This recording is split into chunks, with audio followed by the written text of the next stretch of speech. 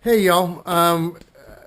As you can see here, we got I got my new helmet in the mail. Actually, I've had a problem with this helmet. Obviously, my heart is telling me don't buy anything but a Bell helmet because that's all I've ever owned is a Bell helmet. But the styling of Bell helmets have seemed to have gone out the window. They've got some just hideous looking helmets and styling is part of it. Cost is a factor as well. Like I said on the internet, an $8,000 helmet isn't going to protect your head any more than an $800 helmet.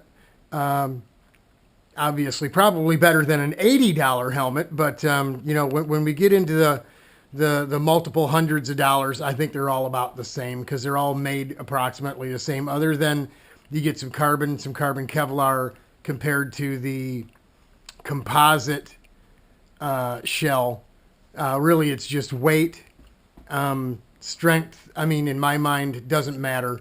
Doesn't matter a whole bunch because if you hit your head, doesn't really matter what kind of helmet you got on. Chances are your brain moves inside your head. There's no helmet that can stop that. So the injury's going to be there. Again, $8,000 doesn't matter. The helmet can't stop your brain from moving. What I want you to see is the different styling deals. This is a 2015, a 2010 certification Snell. This is the 2015.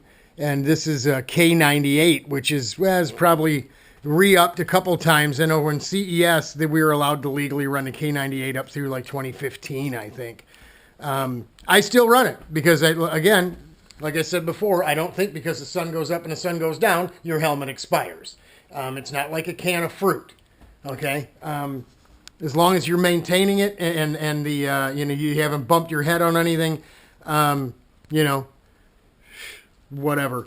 But here you can see the major difference is why I can't stand this helmet is the angle of the visor is far more angled than the Zamp helmet is a little less, and then that kart sport is far less. I like the more vertical, straight up and down visor, like my old helmet here. I'm not exactly sure of the model. I think it's a sport model helmet. But as you can see, it's round. It's very European looking, right? It's round. The visor is angled, but more straight up and down. Very simple styling cues there. I don't understand why Bell thinks they need to outsmart themselves, or maybe I think they've been sold actually to OMP, and maybe that's why the helmets are getting ugly because OMP doesn't make pretty stuff either. What are we looking at? What are we doing? There's a few different things. This helmet, obviously, once you get used to wearing a helmet, you wear one as long as I've worn that one with a head sock. You put that on without a head sock on, it feels sloppy. This one, I put extra cheek padding in it because it didn't feel right, and because it didn't feel like this one, and now it feels it's good and solidly mounted to your head. You know what I'm saying? The moving the helmets side to side and whatever. I mean, the cheek pads really hold it in place.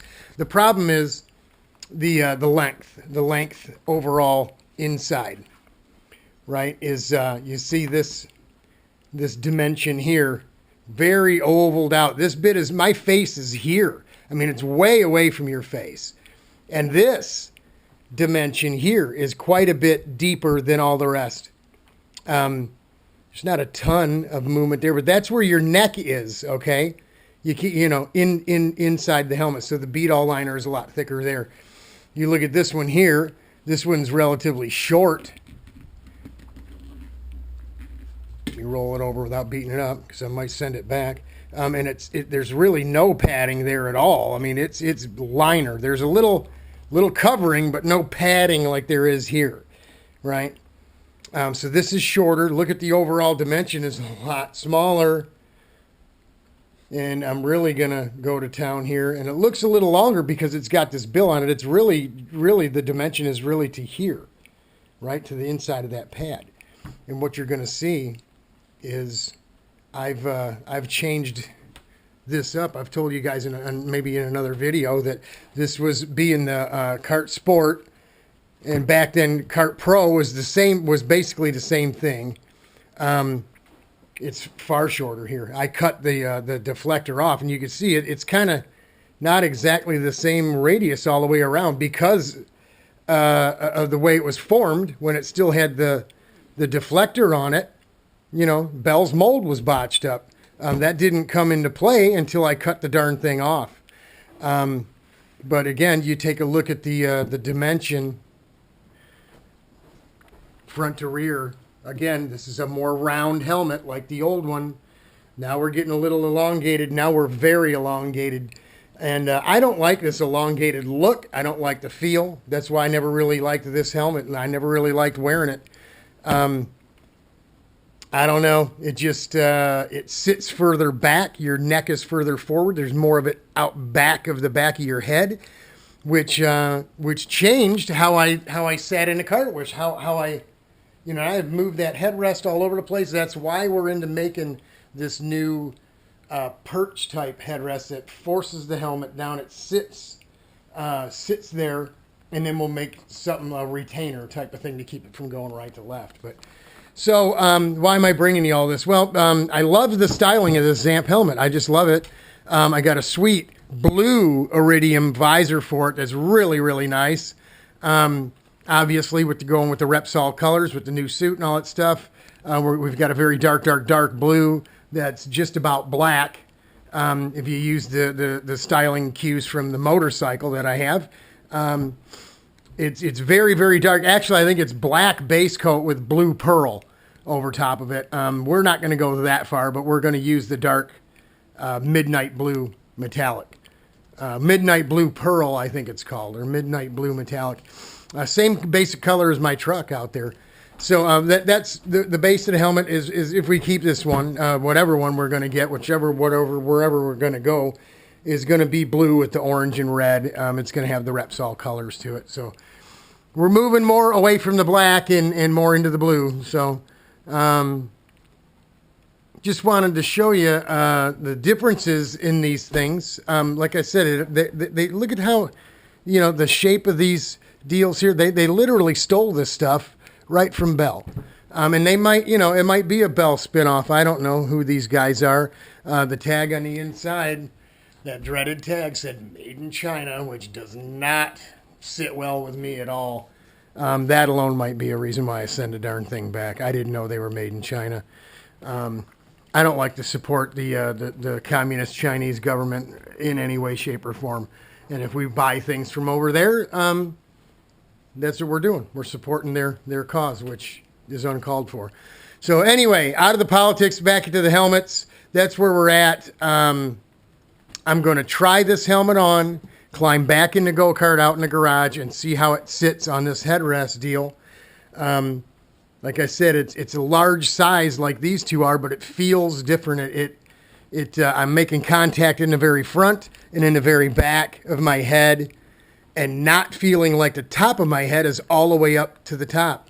So it almost feels like the helmet's too short, but obviously that's not the case. They're all the same height and size. This one here takes up this front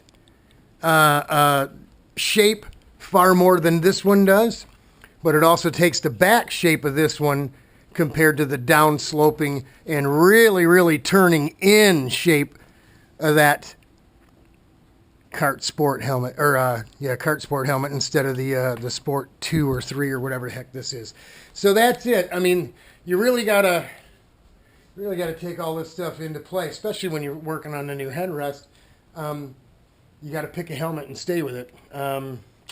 You know, so I don't know. I don't know what we're gonna do with this helmet yet. Like I said, I love the styling. I'm just not crazy about the fit and function of it.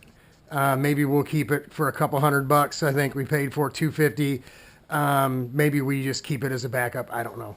We'll have to wait and see. Just thought I'd bring you some comparison of old and new, different brands, how the styling are different and the same, and where things are going. Talk to y'all.